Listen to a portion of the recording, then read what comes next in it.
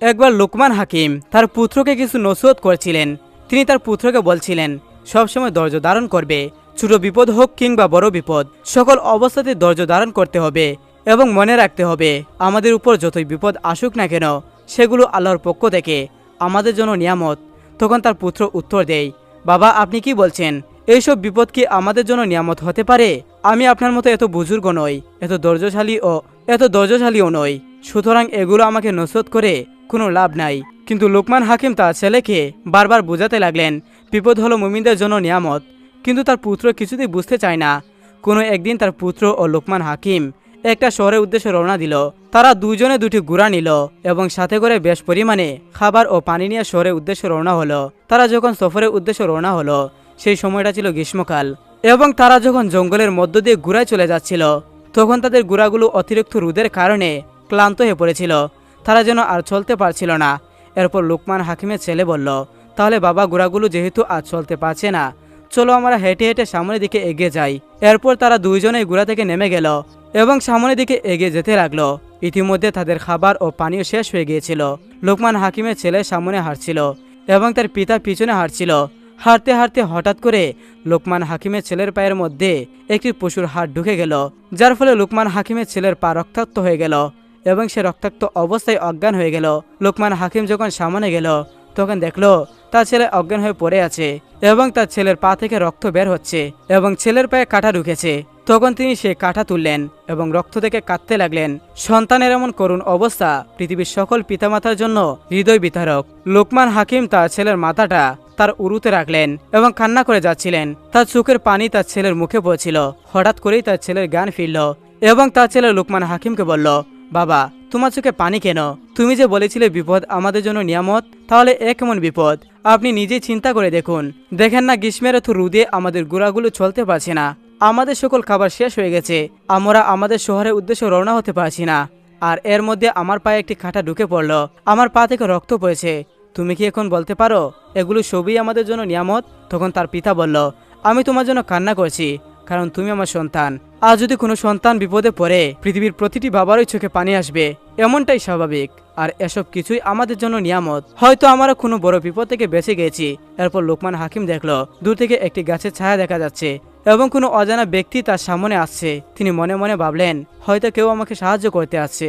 এবং যখনই সেই অজানা ব্যক্তিটি তার সামনে আসলো তখনই সে অদৃশ্য হয়ে গেল।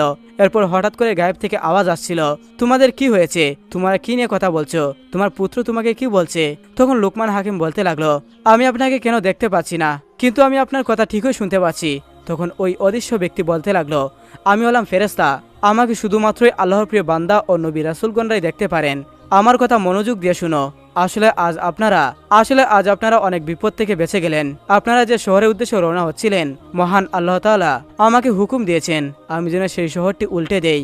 সেই শহরের মানুষ খারাপ কাজ করেছিল, তাই তাদের উপর আল্লাহর গজব এসেছে। আপনারা যদি সেই শহরে যেতেন তাহলে আজকে হয়তো আপনাদের মৃত্যু হতো। এরপর গায়েব থেকে কেউ একজন লোকমান হাকিমের ছেলের হাত স্পর্শ করলো, যার ফলে তার কাঁটা উধাও হয়ে গেল এবং তার সন্তানের পা ভালো হয়ে গেল আর তাদের গুড়াগুলো সুস্থ হয়ে গেল।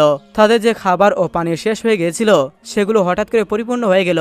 লোকমান হাকিম আল্লাহর শুকরিয়া আদায় করলেন এবং তার সন্তান মিলে পুনরায় বাড়িতে চলে গেল। লোকমান হাকিমের ছেলে বাড়িতে এসে নিজের ভুল বুঝতে পারল। এমন ঘটনার পর তার ঈমান আরো মজবুত হয়ে গেল। সে আল্লাহর উপর পরিপূর্ণ ঈমান আনলো এবং বুঝতে পারল যে আল্লাহ তাআলা ছোট ছোট বিপদ দিয়ে কিভাবে মানুষের বড় বিপদ থেকে রক্ষা করেন। একদা আবু জাহেল কুরাইশ নেতৃবৃন্দদের মধ্যে ঘোষণা দিয়ে বলল যে, হে কুরাইশ ভাতৃবৃন্দ, আপনারা জানেন যে মুহাম্মদ সাল্লাল্লাহু আলাইহি সাল্লাম আমাদের ধর্মে কলঙ্ক লটাচ্ছে, আমাদের পূর্বপুরুষদেরকে নিন্দা করছে, আমাদের জ্ঞান বুদ্ধিকে খাটো করে রটনা করছে এবং আমাদের দেবদেবীদের অপমাননা করছে। এসব কারণে আল্লাহ তাআলা শপথ করে বলছি যে আমি একখণ্ড বাড়ি এবং সহজে উঠানো সম্ভব এমন পাথর নিয়ে আসব এবং মুহাম্মদ সাল্লাল্লাহু আলাইহি সাল্লাম নামাজের সময় যখন সিজদায় যাবে তখন সেই পাথর মেরে তার মাথা চূর্ণ বিচূর্ণ করে ফেলব।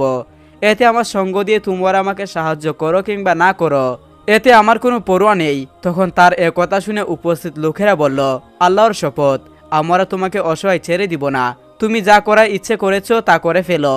অতঃপর পরের দিন সকালে আবু জাহেল ঘোষণা অনুযায়ী একখণ্ড পাথর নিয়ে রাসূল সাল্লাল্লাহু আলাইহি সাল্লামের অপেক্ষায় বসে থাকলো। রাসূল সাল্লাল্লাহু আলাইহি সাল্লাম যথা নিয়ম অনুযায়ী আগমন করলেন এবং নামাজে দাঁড়ালেন। কুরাইশ নেতারাও সেখানে উপস্থিত হয়ে আবু জাহেলের কথিত কাণ্ড দেখার অপেক্ষা রইল। রাসূল সাল্লাল্লাহু আলাইহি সাল্লাম নামাজ শুরু করে সিজদায় যাওয়ার পর আবু জাহেল পাথর উঠিয়ে তার দিকে অগ্রসর হলো, কিন্তু কাছে যেতেই পরাস্ত সৈনিকের মতো কোনো মতে নিজের জীবন নিয়ে সেখান থেকে লেজ গুটিয়ে পালালো। এ সময় তাকে বিবর্তন এবং ভীত সন্তুষ্ট দেখাচ্ছিল এবং তার পাথরের সঙ্গে হাত শক্তভাবে চিমটে লেগে গিয়েছিল, তাই পাথরের গা থেকে হাত ছাড়াতে তাকে যথেষ্ট কষ্ট করতে হয়েছিল। এই অবস্থা থেকে কুরাইশ নেতাদের কিছু লোক দ্রুত তার কাছে এগিয়ে গেল এবং বলল, আবুল হাকাম, কিছুই বুঝলাম না, কি হলো তোমার? আবু জাহেল ভীত সন্তুষ্ট হয়ে বলল, আমি রাতে যা বলেছিলাম, কিন্তু যখন হযরত মুহাম্মদ সাল্লাল্লাহু আলাইহি সাল্লামের কাছে গিয়ে পৌঁছালাম তখন একটি উট আমার সামনে প্রতিবন্ধক হয়ে দাঁড়ালো। হায় আল্লাহ, কখনো আমি এমন মস্তক, এমন গার এবং এমন দাঁত বিশিষ্ট উট দেখিনি। মনে হলো সে যেন আমাকে খেয়ে ফেলতে চাচ্ছে। ইবনে ইসহাক বলেন, আমাকে বলা হয়েছে যে রাসূল সাল্লাল্লাহু আলাইহি সাল্লাম ইরশাদ করেছেন, উটের রূপ ধারণ করে সেখানে ছিলেন হযরত জিবরাইল আলাইহিস সালাম। আবু জাহেল যদি আমার কাছে যেত তাহলে তার উপর বিপদ অবতীর্ণ হতো। প্রিয় নবী হযরত মুহাম্মদ সাল্লাল্লাহু আলাইহি সাল্লামকে আল্লাহ তাআলা অনেক মুজিজা দিয়েছিলেন। এর মধ্যে অন্যতম একটি ছিল তার হাতের ইশারায় চাঁদ দুই ভাগ হয়ে যাওয়ার ঘটনা। তাফসিরে মারিয়াফুল কুরআনের বর্ণনা অনুযায়ী চাঁদ দ্বিখণ্ডিত বা দুই ভাগ হওয়ার ঘটনাটি ঘটেছিল মক্কার মিনা প্রান্তরে। নবীজি সাল্লাল্লাহু আলাইহি সাল্লাম নবুয়ত পাওয়ার ৯ম বছরে মুহাম্মদ সাল্লাল্লাহু আলাইহি সাল্লাম ইহুদি এবং মক্কার মুশরিকদের ইসলামের পথে আহ্বান করেছিলেন।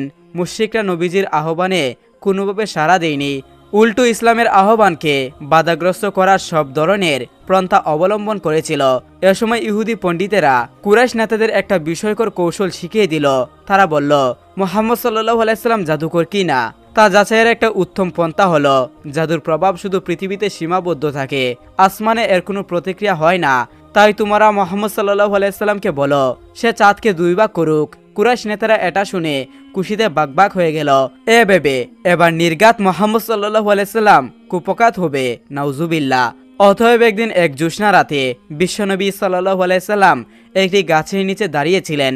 এমন সময় আবু জাহেল, ওয়ালিদ বিন মুরিগা সহ মক্কার কুরাইশ ও মুশরিকদের একদল নেতা মুহাম্মদ সাল্লাল্লাহু আলাইহি সাল্লামের কাছে গেল এবং বলল, হে মুহাম্মদ সাল্লাল্লাহু আলাইহি সাল্লাম, তুমি যদি এই আকাশের চাঁদকে দ্বিখণ্ডিত করে দিতে পারো তাহলে আমরা সবাই মিলে আজকেই তোমার কালেমা পড়ে মুসলমান হয়ে যাব।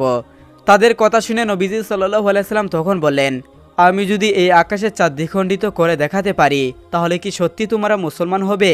তখন আবু জেহেল এবং তার সঙ্গীরা তখন বলল, আমরা সত্যি মুসলমান হয়ে যাব যদি তুমি এই কাজ করে দেখাতে পারো। এরপর বিশ্বনবী সাল্লাল্লাহু আলাইহি সাল্লাম মহান আল্লাহ তাআলার কাছে প্রার্থনা করলেন, হে আল্লাহ রাব্বুল আলামিন, তুমি আমার আঙ্গুলের ইশারাতে এই আকাশের চাঁদ দ্বিখণ্ডিত করে দাও। মহান আল্লাহ রাব্বুল আলামিন হযরত মুহাম্মদ সাল্লাল্লাহু আলাইহি সাল্লামের দোয়া কবুল করে নিলেন। অতঃপর বিশ্বনবী সাল্লাল্লাহু আলাইহি সাল্লাম ওই আকাশের চাঁদের দিকে তাকিয়ে হাতের আঙ্গুলে ইশারা করার সাথে সাথেই ওই আকাশের চাঁদটা দ্বিখণ্ডিত হয়ে গেল। চাঁদ দ্বিখণ্ডিত হয়ে যাওয়ার পর চাঁদের দুইটা টুকরা মাঝখানে এতটাই ফাঁকা হয়েছিল যে মাঝখান দিয়ে হেরা পর্বত দেখা যাচ্ছিল। এরপর আবার দুই টুকরো এসে জোড়া লেগে গেল। সুবহানাল্লাহ। এই দৃশ্যটি আবু জেহেল এবং তার সঙ্গীরা খুব ভালোভাবে লক্ষ্য করেছিল। এরপর বিশ্বনবী সাল্লাল্লাহু আলাইহি সাল্লাম তাদেরকে বললেন, আমি আপনার কথা মতো আল্লাহর কুদরতে চাঁদকে দ্বিখণ্ডিত করেছি। এখন আপনারা আপনাদের ওয়াদা মাফিক কালেমা পড়ে মুসলমান হয়ে যান। তখন আবু জাহেল সঙ্গে সঙ্গে বলে উঠল, হে বাতিজা মুহাম্মদ সাল্লাল্লাহু আলাইহি সাল্লাম, তুমি এত বড় জাদুকর হয়ে গিয়েছ যে তোমার জাদুর কাছে পৃথিবীর সমস্ত জাদুকররা হার মানবে। আমি আজকে ঘোষণা করলাম পৃথিবীর সবচাইতে বড় জাদুকর তুমি। তোমার এই জাদুর কাছে সমস্ত জাদুকররা অপারগতা স্বীকার করবে। আর মুসলমান হওয়ার কথা বলছো, আমরা তো কোনো জাদুকরের হাতে হাত রেখে তার কালেমা পড়ে মুসলমান হতে পারি না। এসব কথা বলতে বলতে আবু জাহেল এবং তার সঙ্গীরা সেই স্থান থেকে প্রত্যাখ্যান করল। এই ঘটনার বেশ কয়েকদিন পর একদিন আবু জাহেল তার গোত্রদের এক ব্যক্তিদেরকে বলল, তুমি ইয়াসরাবের বিখ্যাত ইহুদি পাদ্রীর কাছে যাও এবং সে পাদ্রীর নিকট গিয়ে হযরত মুহাম্মদ সাল্লাল্লাহু আলাইহি সাল্লামের নবুয়তি দাবির সত্যতা যাচাই করে আসো। কারণ তাওরাত ও ইনজিল কিতাবে এ সম্বন্ধে অবশ্যই কোনো গুরুত্বপূর্ণ তথ্য আছে। তাই সেই পাদ্রী যাচাই করে কিছু তথ্য তোমাকে বলে দিবে, অথবা মুহাম্মদ সাল্লাল্লাহু আলাইহি সাল্লামকে পরীক্ষা করার জন্য তোমাকে কোনো কৌশল তাতে শিখিয়ে দিবে। অতঃপর আবু জাহেলের কথা মতো সেই ব্যক্তি যথাসত্য ইয়াসরাবের পাদ্রীর নিকট চলে গেলেন এবং বিস্তারিত ঘটনা তাকে বলল। তার কথা শুনে পাদ্রী বলল, হ্যাঁ, একজন পরাক্রমশালী নবী আরবের মরমের প্রান্তে আবির্ভূত হবেন, তাতে সন্দেহ নেই। তবে এই ব্যক্তি নবী কিনা তা যাচাইয়ের জন্য তাকে কয়েকটি প্রশ্ন করো। যদি প্রশ্নসমূহের জবাব তাওরাত ও ইনজিল কিতাবের সাথে মিলে যায় তাহলে বুঝতে হবে তিনি খাঁটি নবী, আর যদি না মিলে তবে বুঝে নিবে সে নবুয়তের ভুয়া দাবিদার। প্রশ্ন কয়টি হলো, রূহ কি জিনিস, আসহাবে কাহাফ কারা, তারা কতজন এবং তাদের বর্তমান অবস্থা কি, জুলকারনাইন কে ছিলেন, তার জীবনের উল্লেখযোগ্য ঘটনা কি ছিল। এ প্রশ্ন কয়টি লিখে পাদ্রী সেই লোকটির মারফত আবু জাহেলের নিকট পাঠিয়ে দিল। অতঃপর আবু জাহেল প্রশ্ন কয়টি নিয়ে মুহাম্মদ সাল্লাল্লাহু আলাইহি সাল্লামের নিকট পৌঁছে গেল এবং বলল, তুমি যদি মুসা আলাইহিস সালামের নেই নবী হয়ে থাকো এবং তাওরাতের নেই কিতাব যদি তোমার নিকট এসে থাকে, তবে আমাদের প্রশ্নগুলো সঠিক উত্তর দাও।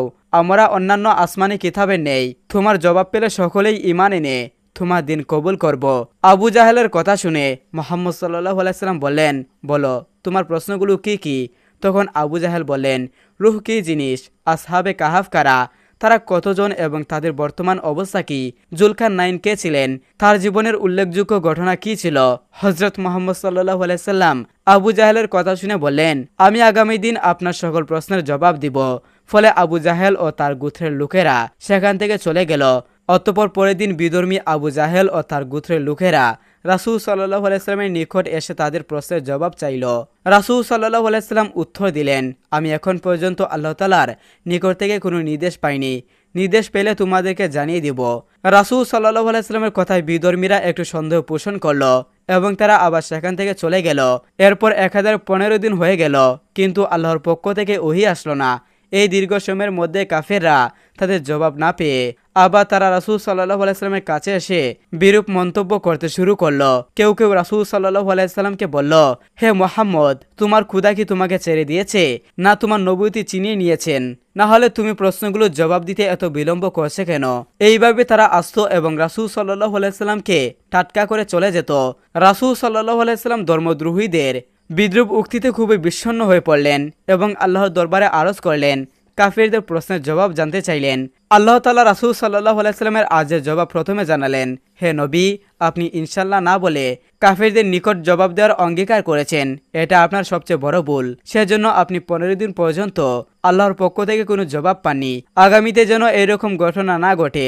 অতএব আল্লাহ তাআলা রাসূল সাল্লাল্লাহু আলাইহি সাল্লামকে বললেন, হে রাসূল, কাফের কুল আপনার নিকট যে প্রশ্ন করেছে তা তারা জানার জন্য করেনি, বরং আপনাকে জব্দ করার উদ্দেশ্যে করেছে। আপনি তাদের সঠিক জবাব দিলেও তারা ঈমান আনবে না। তবুও আপনার শ্রেষ্ঠত্ব বজায় রাখার জন্য আপনি তাদের জবাব দিয়ে দেন। তারা রূহ সম্পর্কে প্রশ্ন করেছে, আপনি বলে দিন, রূহ শুধুমাত্র আল্লাহ তাআলার একটি আদেশ মাত্র। ইহা দেখা বা স্পর্শ করা, অনুভব করা জিনিস নয়। আসহাবে কাহাফ ছিল মোট 7 জন ব্যক্তি। তারা একজন জালিম রাজার কাছে তাদের বশ্যতা স্বীকার না করে একটি গুহায় আশ্রয় নিয়েছিল। অতঃপর তারা এক গুমে 309 বছর কাটিয়েছিল এবং শেষ পর্যন্ত তারা মৃত্যুর কোলে ডলে পড়েছিল। জুলকারনাইন সম্বন্ধে আমি আপনাকে বিস্তারিত অবগত করেছি।